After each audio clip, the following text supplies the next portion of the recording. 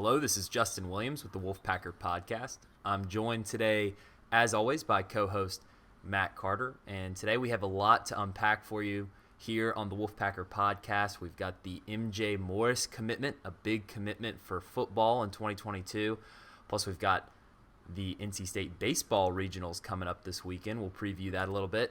And, of course, Coach K, Mike Krzyzewski of Duke, retiring after 42 seasons. He'll retire after next season. We'll talk a little bit about that and the impacts that might be felt by NC State. But before we get too far into this podcast episode, we have to introduce our sponsor. As we blitz into 2021, JFQ Lending wants the Wolfpacker.com members to take advantage of historically low mortgage rates. JFQ Lending has a Better Business Bureau A rating with over 2,000 reviews. They work with top lenders and do the hard work of finding the best deal for you. If you're curious whether refinancing your mortgage is a good decision, visit jfqlending.com today. That's jfqlending.com. And of course, for our listeners at home, please remember to subscribe, rate, and review this podcast wherever you listen to us. We're on the Apple Podcast app, Spotify, Google Play, everywhere you listen to podcasts. Plus, you can always listen to us on thewolfpacker.com, where you should use our promo code PACK60. That's promo code PACK60 for a free 60-day trial on all of our premium content, news, and analysis. Had you been a Wolfpack subscriber to the subscriber to the Wolfpacker.com, you would have known that MJ Morris was going to be committing today. So all the more reason to take advantage of that promo code PACK60 so that you can get access to our message boards and you find out about these things a little bit before they come live on Twitter. So Matt, let's jump right in. Oh, quick reminder, subscribe to our YouTube channel. Give this video a thumbs up if you're watching us there. We appreciate it very much. So Matt, let's jump into the biggest story NC State fans were anxiously awaiting for 3 o'clock to hit. It was a little bit after 3 o'clock, maybe about 3:10, but finally MJ Morris hit send on his tweet, and that tweet included a graphic that said MJ Morris is going to NC State.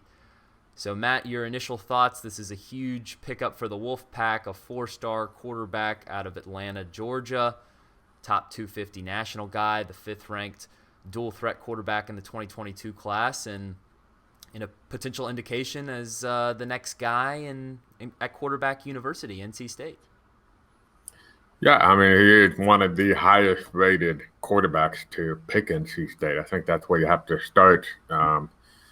This is not a from a ranking standpoint currently, not a commitment that can be understated. I think because you look at it, he is the 4th highest rated quarterback in the Rivals.com era to commit to NC State, behind Mike Glennon, Jacoby Brissett, Marcus Stone, and now MJ Morris.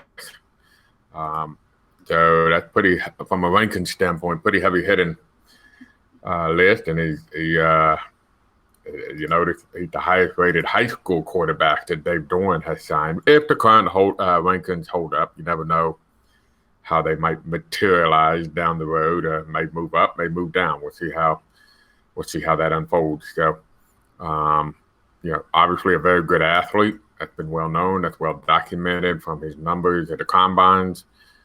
He's an excellent baseball player. I think he's going to play some baseball at NC State if it's possible. And he has a strong arm. The last time, by the way. It did for Russell Wilson. Certainly did for Russell Wilson. It worked out well for NC State too. There were some good. Terry Harvey's another example. Terry Harvey was a record-setting quarterback at NC State, and then became a minor league baseball pitcher, and he no-hitted Florida State, I believe, back in college. So we'll see how that works out with MJ Morris. I know there are a lot of guys who have that ambition. It's just very hard to pull off. So we'll see if he can do it. But it was an interesting recruitment. You're right. If you had been a member of our site, you would have known in the war room on Friday that things were progressing nicely. And to be truthful, pulling the curtain back a little bit, this is something we've been sitting on and waiting for since Saturday morning, and I was up in the mountains on a vacation, and I think it ruined Justin Williams his weekend, having to wait on MJ Morris to do something at any moment's notice, and then not knowing when, if this was stretching into Memorial Day, and then finally having an idea of when the actual firm announcement was going to be. So this is something that had happened before. This is not a surprise to NC State or the other schools involved. It was a matter of when and not if. And hopefully that was the hint that our subscribers picked up on over the past week. Well, it definitely didn't ruin my weekend, Matt. I was still able to get in 18 holes on Monday. Yeah. And so, I was an hour behind writing the story about NC State baseball making the Ruston Regional. I spent the weekend watching some Acc Baseball. Enjoyed it. Beautiful stadium down there in Charlotte. But just a couple thoughts on MJ Morris. You're seeing a trend here with Tim Beck, the offensive coordinator and quarterbacks coach at NC State, now going into his second season. This is the second quarterback he's been a part of in the recruitment. Aaron McLaughlin, another dual threat guy that can get it done on the ground and through the air. MJ Morris, very similar. Beck wants these dual threat quarterbacks. He wants a quarterback that's capable of producing in the run game. And so we're seeing a common trend here of the type of quarterbacks that Tim Beck wants. And I know he played a very big role in this recruitment. So, some potential signs to come and some things to consider in recruiting classes in the future as we move on to 2023 and beyond. But you look at this quarterback room headlined by Devin Leary entering next season in 2021. You've got Ben Finley, a guy that the coaching staff is very high on as the backup. And then, of course, the true freshman Aaron McLaughlin coming from also Georgia. So NC State got some Georgia quarterbacks in the quarterback room. And then once MJ Morris arrives in 2022, there's going to be a lot of talent in that room. So, Matt, any other thoughts, observations, critiques? Yeah, I thought one thing, which the teammate Lyndon Cooper playing a big role in this decision. And, this was something that NC State was always a prominent player for MJ Morris and maybe a little bit of a sleeper dark horse. I think a lot of people rightfully focused on Florida State and Georgia Tech, which is kind of a trendy pick. And then,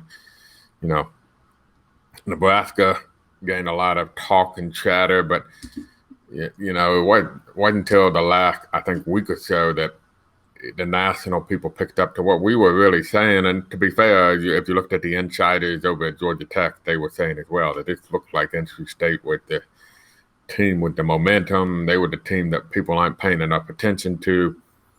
And as you said, it materialized. So he does look like he's a good fit. I would, in full disclosure, the book is that he's got a bit of a raw throwing motion.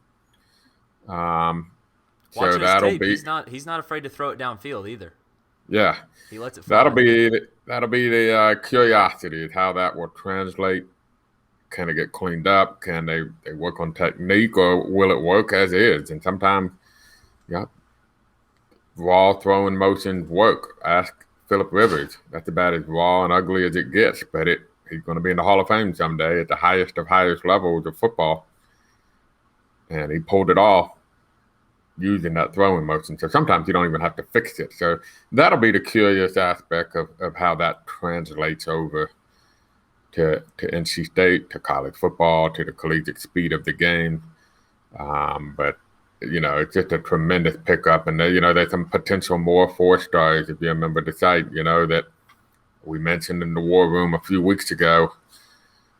This had the potential, it's probably a long shot, but it had the potential to have the most 4-stars in a class in Dave Doran era. Number one's in the boat. This was one of those that you felt good about. There are a couple more you feel really good about. And then you'll see how some of the other chips fall. Well, now there are 2 men in the 2022 recruiting class. He joined Ryland Van, the first commit in the 2022 class. So maybe the potential center to quarterback future there with that connection. And it's interesting you noted, MJ Morris had a really impressive list of offers. And I know Florida State was the big name that really, was one of the serious contenders down the road. But, his list of offers was really impressive. All the big names from the SEC, Big Ten. He was a nationally sought-after recruit. And, you just have to think that this guy's just a great athlete, and he's got a really high ceiling, with the critiques of his throwing motion. Again, he's a guy that can get it done on the ground and a guy that's not afraid to throw it downfield at such a young age, too, as a starting quarterback in the state of Georgia, probably one of the most competitive states, if not the most competitive state in high school football. Getting it done, having that kind of confidence as a sophomore, pretty impressive. So great pickup. Great reasons for NC State fans to be really excited about MJ Morris, and this 2022 class could really shape up to be pretty special when it's all said and done. So, again, use that promo code PACK60 to stay in the loop on everything going on the recruiting trail. We've got some big weeks ahead of us, hopefully some more commits to come here this summer. So do subscribe, use that promo code PACK60 for a free 60-day trial at thewolfpacker.com. Let's move on to baseball. So we had the ACC Baseball Championship this past weekend. NC State had a really good pitching outing, but it ends up falling short in the ACC final to Duke in a 1-0 pitcher's duel. It was the first time all season that NC State was shut out, and NC State had the ACC's best offense this season, also had the best defense as well. The pitching was typically the problem, and the pitching was not the problem this weekend, but just couldn't get a run home on Sunday. NC State ends up getting the number 2 seed in the Ruston Regional, in which Louisiana Tech will host, and they'll play Alabama, the 3 seed in the Ruston Regional, Friday at 2 p.m., 3 p.m. It's in the early afternoon. I believe it's 2 p.m. actually. But they're going to start their hopeful run to Omaha. But, Matt, just your thoughts from watching the ACC Championship this weekend. Tough loss for NC State in the final, obviously, but I know they have bigger goals in mind. So, how do you think this NC State team should feel heading down to Ruston this weekend? Well, that's the million-dollar question in the sense of how they should feel. It should feel really good. To me, the biggest question mark on this team, unquestionably, pitching depth, and they found some. Maybe found some in the ACC Tournament Regional. And furthermore, they found that if the Bats had a normal game, they would have won an ACC championship with their pitching.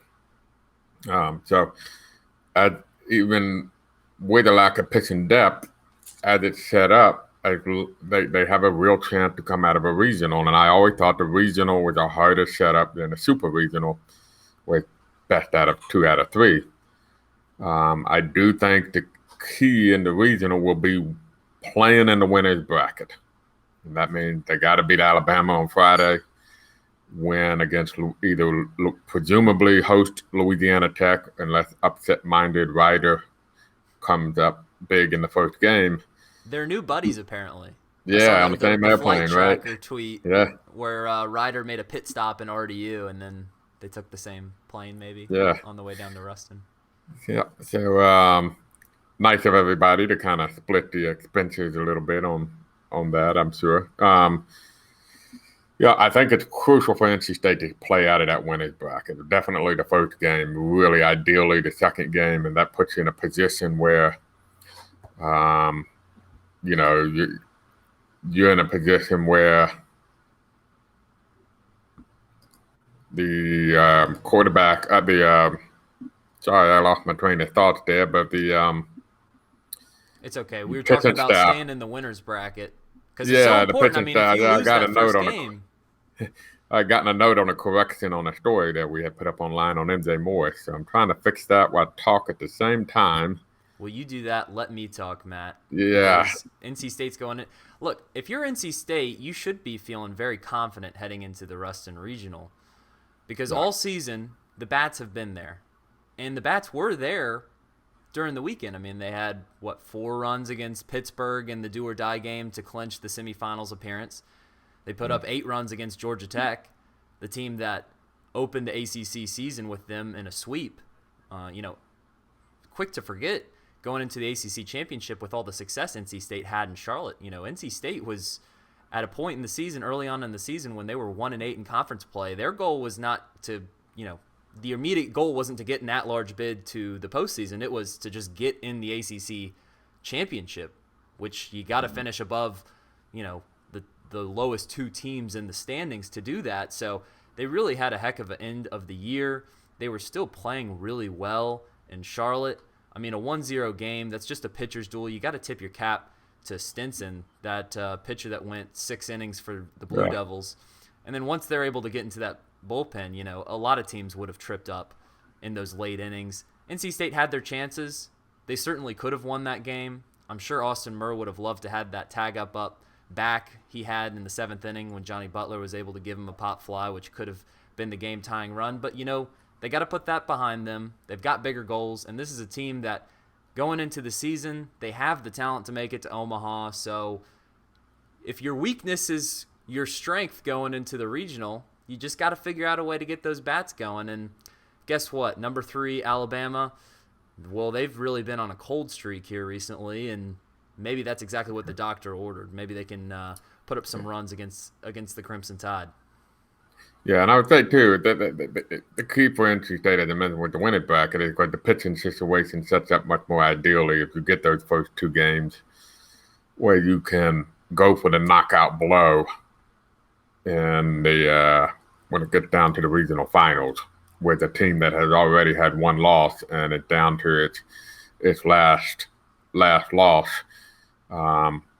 You know, you're in a situation where your pitching staff is in much better shape. That's why I think it's crucial for NC State. And, you know, you mentioned they should feel good. I agree with you. They should feel confident.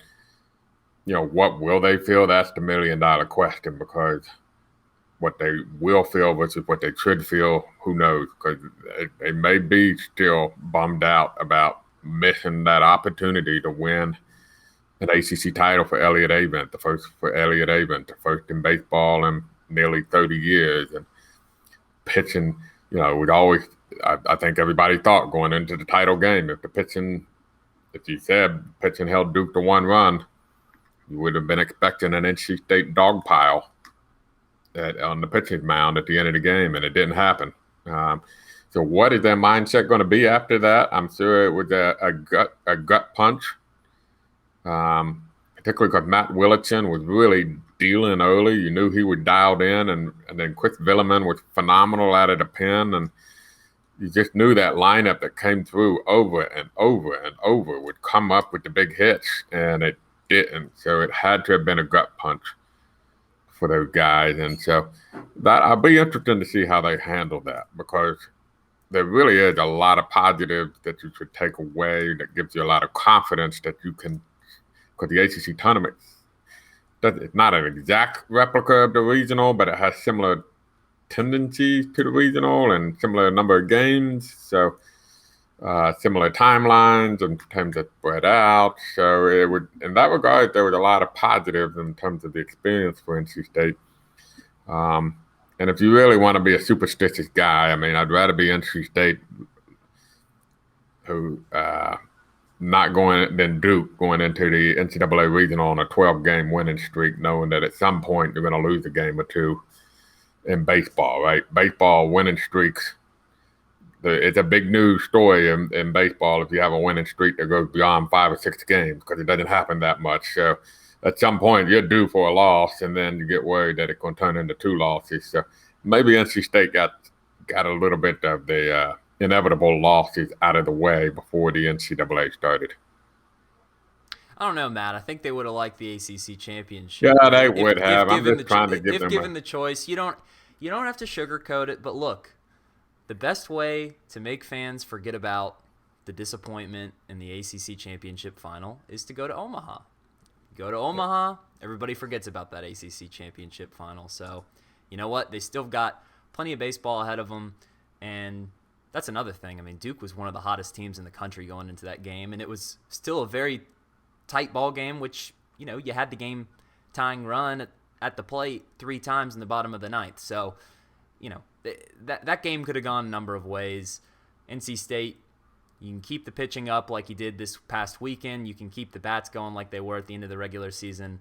NC State should be in a really good position to advance to a super regional, and then you never know what happens from there. But moving on to other really big news in the area, Mike Krzyzewski of Duke announced that he's going to retire after the 2021-22 season. This comes 2 months after Roy Williams announces his retirement, except he's not doing a victory lap. Hubert Davis is going to take over as the head coach at North Carolina as soon as next season. He's already the head coach officially. And then John Shire will be Krzyzewski's successor at Duke. He's been an assistant under Krzyzewski there for a while. Of course, he played under Krzyzewski, won a national title there in 2010, I believe. So, Matt, just kind of your instant reaction to Mike Krzyzewski retiring. I mean, obviously not just a huge name in ACC basketball, but really the face of college basketball here in the modern era. And then let's talk a little bit about how it impacts NC State after that. But just from a college basketball perspective, from an ACC basketball landscape perspective, what do these two announcements do? Because I think they kind of go hand in hand. Mike Krzyzewski and Roy Williams, these are two Hall of Fame coaches heading out the door. This is kind of the introduction to a new era, not just in the ACC, but in college basketball. Yeah, and I think this has been a continuation of the introduction of a new era, to be honest with you, and maybe a harsh realization from some of these older coaches who have been the standard bearers and the biggest names. You know, the thing about college basketball really is, particularly in the last 10, 15, maybe even 20 years, the coaches have become the biggest superstars of the sport. Your Coach K, your Roy Williams, your Jay Wright, your Jim Boeheim. Those are the most identifiable people in the sport, not necessarily the players, because the players, the best, are there for a year only.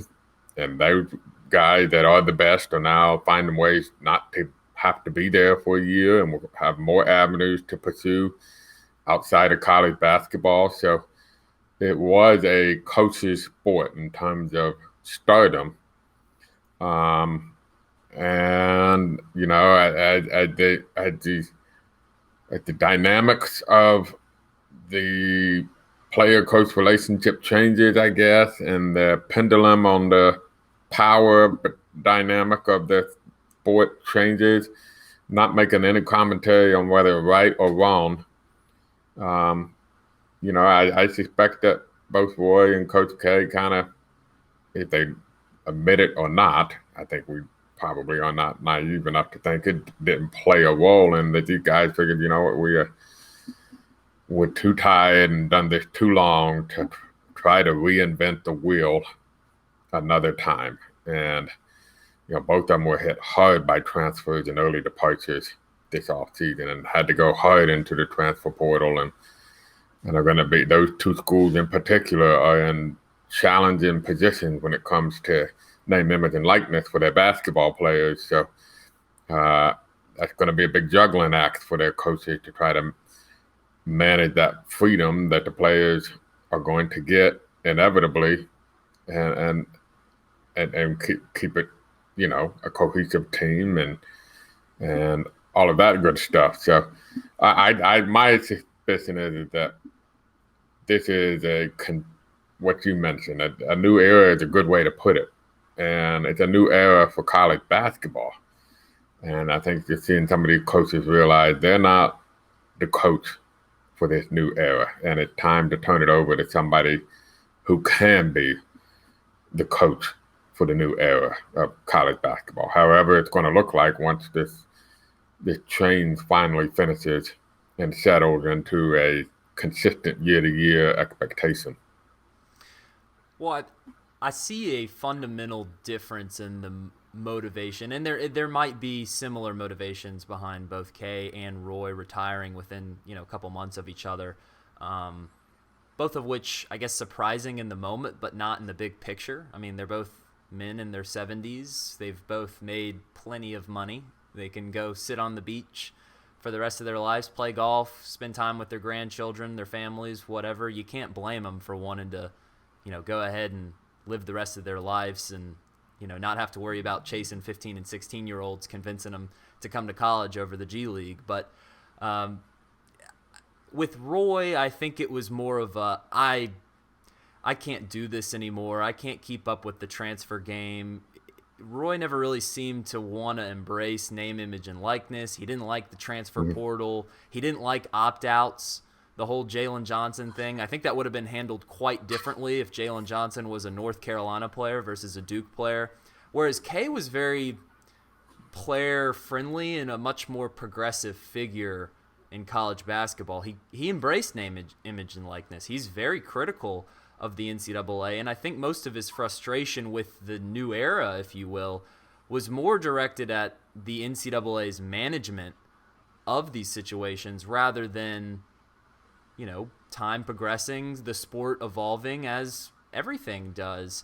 So with K, I know Jeff Goodman put out a tweet not soon after he broke the news that K was going to retire and Jon Scheyer was going to be his successor, that he had a source within the program that told him that, K's frustrations with name, image, and likeness and the transfer portal were part of the motivations that sent K to retirement. And I think there's more of a consensus building that that's not necessarily the case. Those particularly that have followed K in the local media, that,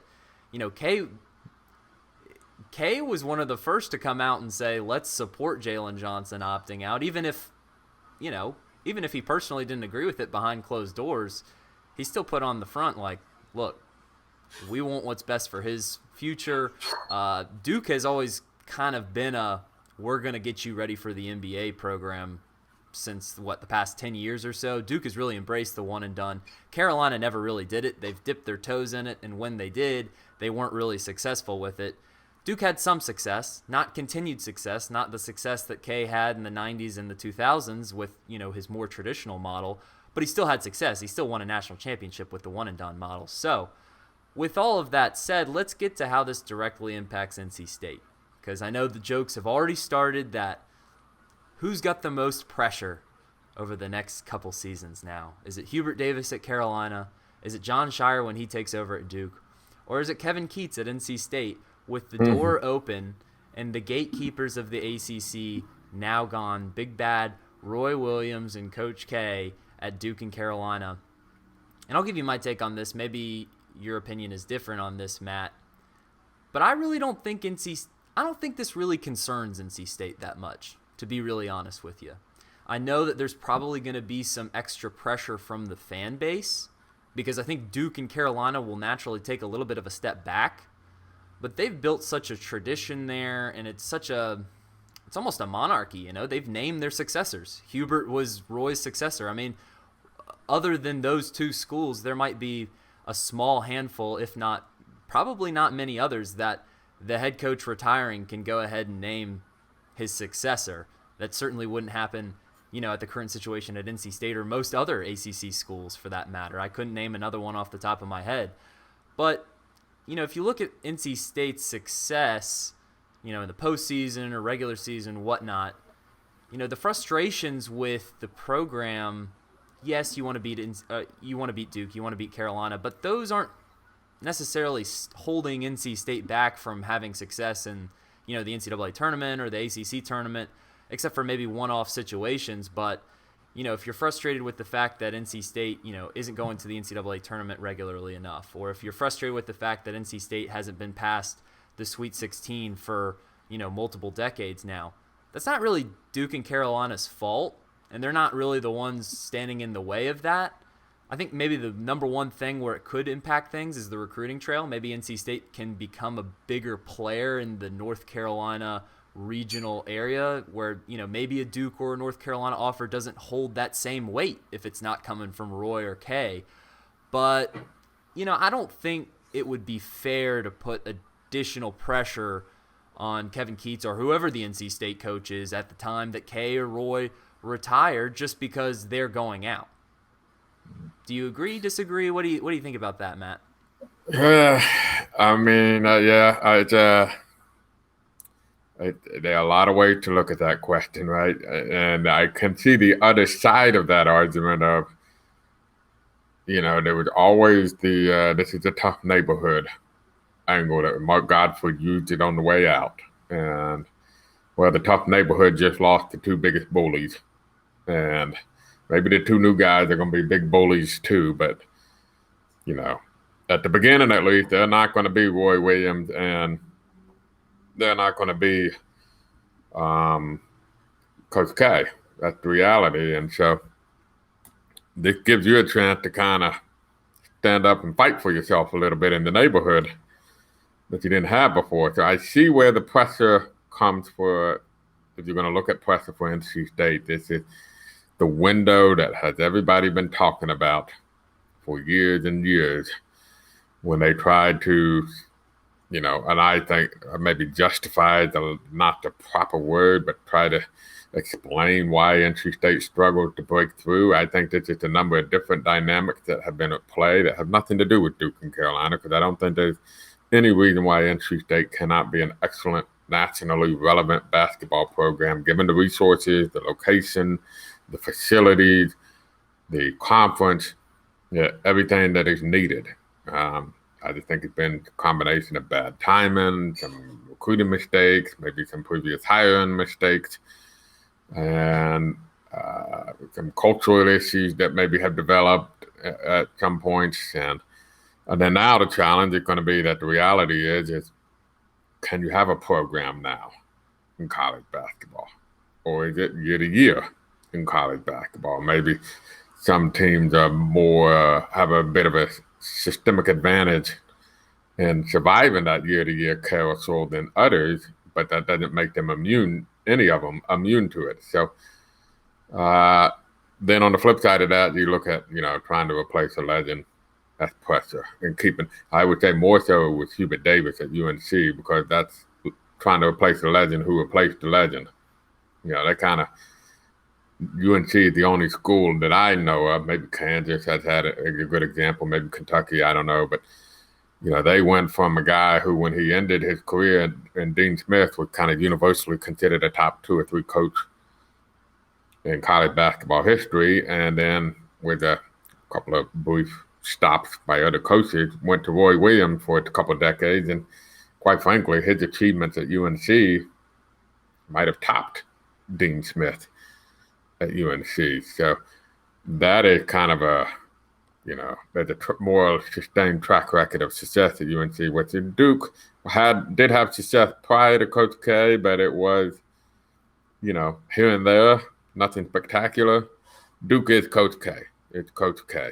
And, I think we all understand that John Shire, who's never coached in his life, asked to replace the guy who I consider to be the greatest college basketball coach of all time. We're going to get a longer leash and a longer understanding that he's not Coach K. He's not going to run Coach K's Duke. At UNC, there may be more of a pressure to, you know what, we're UNC. It's not Coach K. This wasn't Dean Smith's UNC. It's not Roy Williams' UNC. It's UNC, and we expect you to keep that up. So long-winded way to say the pressure for me, I would say it's either probably first on Hubert Davis and then second on NC State. Interesting. I'd have it the complete opposite way, actually. But, I mean, for exactly the reasons that you said, with John Shire, Coach K is Duke. Yes, they had the success before K arrived, but all of their program history, the reason they're a blue blood program is Coach K. And that's why the question for Shire is Duke going to be able to stay a blue blood without Coach K on the sidelines? Whereas Carolina, I don't know. I think Hubert Davis will actually get a little bit more patience. I mean, maybe the alumni bases, maybe the boosters of the fan bases are different. Maybe there would be a little bit more pressure from the Carolina boosters, if there was a couple years of speed bumps for Hubert Davis versus John Shire. But I think the thing is with Duke is they don't know if they can do that with another guy. At least Carolina knows that they've been able to do it with 2 different guys. And, as it relates to NC State, again, I think maybe the biggest impact could be felt on the recruiting trail. Maybe, as you kind of alluded to, the cultural impression of NC State and, not just the state of North Carolina, but regionally as a player in the ACC, as a Tobacco Road program. Maybe it'll help elevate them to more of a comparable level as Duke and UNC if those 2 programs take a step back after those, 2 big coaching names leave. But, I understand the celebration with NC State fans for Roy's departure a lot more than I understand it for Coach K. Because with Roy, I get it, because Roy hated NC State. And Roy was very successful against NC State. And NC State, more than anything else, loves to beat UNC. So you have to suspect that after Roy's gone, NC State's going to have more success against UNC. I mean, it just makes sense to me. Anyway, that's inevitable. That's just a logical conclusion for me. But with Duke, NC State had plenty of success against Krzyzewski. I mean, a lot of NC State's best wins of the past 20 years. I mean, I can name. They're littered with Duke. Right. I mean, almost half of them. I think I wrote a story about it last year during the pandemic when we're, scraping for content. Let's talk about the best NC State basketball wins of the past 20 years. About half of them, if not more, Duke. So, right. Coach K wasn't the big bad wolf in Durham, being the gatekeeper for NC State.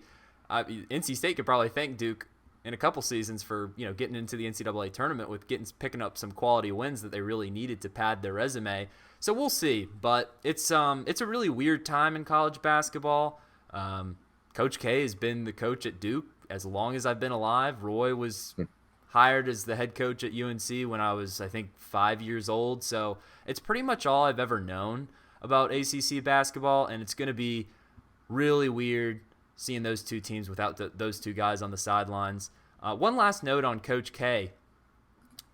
Duke is going to, K's going to go around his farewell tour in the ACC, but NC State's going to be one of the schools left out of that farewell tour. Duke is going to play NC State in Durham next season, but it's not going to be a home-and-home series. I think NC State's one of 4 teams in the ACC that's not going to get to host Duke next season. So do you think that's a good thing or a bad thing, Matt? Because I've got an opinion on it, but I'll let you share yours first since I gave my NC State take first the last go around. Yeah, I would have liked to have seen a home and home with Coach K. But that's obviously just the way the timing fell. I felt like the Duke NC State rivalry kind of got devalued after expansion and not playing each other on a home and home basis on an annual schedule. So I'm indifferent to it. It would have, there is the angle of Coach K and Jim Valvano that maybe it would have been nice to kind of have that angle played out one last time. How Coach K was there for Jim Valvano at the end of his life. The two came into coaching under the triangle together. So, maybe a tribute to that relationship could have been a part of a pregame at PNC Arena in Raleigh, just to kind of appreciate everything that he particularly done for the Jimmy V Foundation. So I guess in that regard, it kind of bit a bummer that they're not coming to Raleigh. But otherwise, I'm kind of indifferent. I'm not, I don't know what kind of reception Coach K is going to get on a farewell tour across the ACC, to be perfectly honest with you. Well, that could go both ways, Matt. I understand what you're saying there because we're seeing in the NBA playoffs that people don't exactly know how to handle themselves now that they've been cooped up inside for a year, and now we're finally getting back to being able to attend sporting events and fans are back in the stands, and as things are gradually going back to normal, fans just, I guess they just forgot how to act in public, throwing popcorn and water bottles on players and stuff. So I don't know. I think Coach K is respected enough as a man and for what he's done for the game that, I think the rational perspective would be to, celebrate a storied career and, someone that's done a lot for not just the college basketball game, but also the ACC as a whole, has helped make the ACC the most storied college basketball conference in college basketball history. But again, college basketball fans aren't exactly rational. So I could definitely see it going the other way too. But yeah, I'm with you, Matt. I think it's a bummer that K's not going to come to NC State one last time. And that the last game that K played at NC State was a blowout. Duke won that game pretty handedly, and there wasn't a lot of people there. So that's kind of a bummer because there was a lot of great games played between Duke and NC State and Raleigh. And it's just a traditional rivalry. It's a Tobacco Road rivalry. So I don't know why the ACC or Duke maybe couldn't find a way to say, hey, maybe we'll send Duke to Raleigh for a home and home. And because, I mean, what? Is it really going to be that special when Duke goes up to the Conti Forum in Boston College before like 3,000 people on a Tuesday night game at 9 p.m.? Well, it'll be on ESPN. All their games will be on every single game will be on national television, but it'll be interesting to see. So I don't know. Maybe Duke and State will play in Greensboro for. Well, it's not gonna be in Greensboro. It's gonna be in Charlotte, right? ACC tournament. Charlotte or Brooklyn? I know. I mean, NC State, one of those two, because NC State, there've been a few basketball schedule announcements dripping out, and I noticed NC State playing in both of them. Usually, NC State likes to play in the arena of the ACC tournament during the non-conference. So, one of those two, Charlotte or Brooklyn, Charlotte for sure. Brooklyn. Yeah. Well, since you brought it up, I mean, NC State's already shaping up to have a pretty good non-conference slate this next season. They got Purdue in a December neutral site contest up in the Barclays Center in Brooklyn, and Purdue is widely regarded as a preseason top 10 team. They got Richmond, who was a team that finished, I think, 69, 70th in the net, right around NC State's range, or I know they're very comparable Kim Palm range. So, two teams that had pretty comparable seasons last year, both went to the NIT and both lost in the quarterfinals. And then you get that potential Bahamas. That one's in Charlotte. Charlotte game. And then you got the potential Bahamas, early non-conference round robin where Mississippi State, of course, who has Shaquille Moore and Garrison Brooks, the UNC transfer, which could make for an enticing matchup. And then Maryland was also rumored to be in that. Nothing official there. Those are just reports. But the Richmond game in Charlotte and the Purdue game in Brooklyn are both official. NC State officially announced those this past week. But shaping up to be a good non-conference schedule. So already college basketball is going to be really interesting this year. I don't know what the quality of the product's going to be. I don't know what we're going to know half the players maybe in the ACC. It's going to be so many new faces, but at least from the coaching perspective and from the matchups perspective, it should be shaping up to be a pretty good year. But that'll do it for us for this episode of the Wolfpacker Podcast. A lot to break down there. So go to thewolfpacker.com and use promo code PACK60 if you want to read a little bit more on some of the things we talked about and stay in the loop and all that recruiting news. Read up more on MJ Morris, the 4-star quarterback commit that NC State fans should definitely be excited about. Please remember to subscribe, rate, and review this podcast wherever you listen to us. We're on the Apple Podcast app, Spotify, Google Play, everywhere you listen to podcasts. Plus, you can always listen to us on thewolfpacker.com. And please be sure to subscribe to our YouTube channel where you can also watch our podcast. And if you're watching it there, give this video a thumbs up. Follow us on social media. You can follow our main account at The Wolfpacker on Twitter. You can follow me personally at Justin H. Will on Twitter. And give us a like on Facebook, NC State Wolfpack on thewolfpacker.com. So for Matt Carter, this is Justin Williams, and this has been the Wolfpacker Podcast.